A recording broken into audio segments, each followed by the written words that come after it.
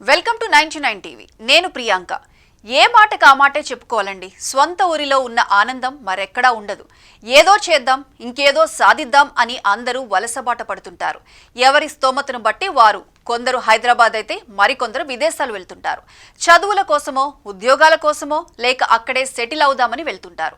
అయితే అలా వెళ్లిన వాళ్ళు మనుషులే అక్కడ ఉంటారు, కానీ వారి మనసు మాత్రం వారి స్వంత ఊరిపైనే ఉంటుందనేది వాస్తవం. ఉత్తమ ఉద్యోగ అవకాశాలు, మెరుగైన జీవనం కోసం పలువురు విదేశాలకు వెళ్లడం సర్వసాధారణమైపోయింది. అయితే కెరీర్లో ఎంత ఎత్తుకు ఎదిగినా సొంత దేశానికి, ఆత్మీయులకు దూరంగా ఉండటం కొంత ఒత్తిడిని, లోన్లీ ఫీలింగ్ ని కలిగిస్తుంది. అది చాలా మందిలో పెద్ద సమస్యగా కూడా వేధిస్తుంది. సరిగ్గా ఇలాంటి అనుభవాన్నే ఎదుర్కొన్న ఎన్ఆర్ఐ సొంత దేశానికి తిరిగి రావాలని నిర్ణయించుకుని తిరుగు పయనమయ్యాడు. 5 ఏళ్లుగా కెనడాలో ఉంటున్న ఎన్ఆర్ఐ కెనడాను వదిలి భారత్కు తిరిగి రావాలని నిర్ణయించుకున్నాడు. ఈ సందర్భంగా తన ఆవేదనను పంచుకుంటూ ఓ రెడిట్ పోస్ట్ పెట్టాడు. కెనడాలో నివసిస్తున్న ఓ ఎన్ఆర్ఐ సామాజిక ఒంటరితనం, నిర్మాణాత్మక విదేశీ జీవన శైలిలో స్వేచ్ఛ లేకపోవడం వల్ల వారు భారతదేశానికి తిరిగి వస్తున్నారని చెప్పారు.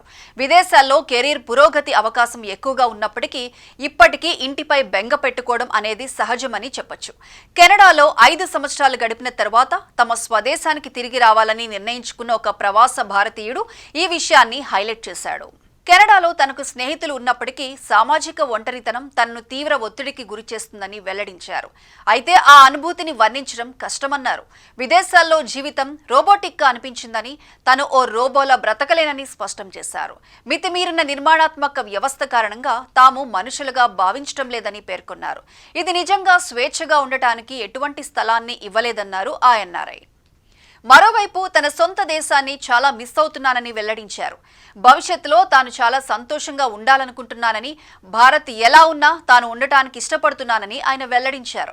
ఇండియాలో అయితే ప్రతిదీ హడావిడి, ఆర్భాటాలు ఉంటాయని, అదే తాను ఇష్టపడుతున్నానని చెప్పాడు. విదేశాల్లో ప్రతిదీ ప్లాన్ ప్రకారమే జరుగుతుందని, తమ సొంత పనుల నుంచి ఇంటి సామాను కొనే వరకు ప్లాన్ చేసుకుని ప్రత్యేకమైన టైం కేటాయించుకోవాల్సి ఉంటుందన్నారు.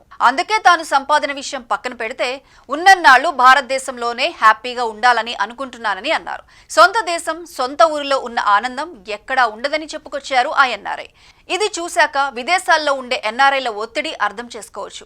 అయితే ఇప్పుడు ఈ ఎన్ఆర్ఐ తీసుకున్న నిర్ణయంపై పలువురు ప్రశంసలు కురిపిస్తున్నారు. ఏది చేసినా మన ఆనందం కంటే ముఖ్యం కాదంటున్నారు.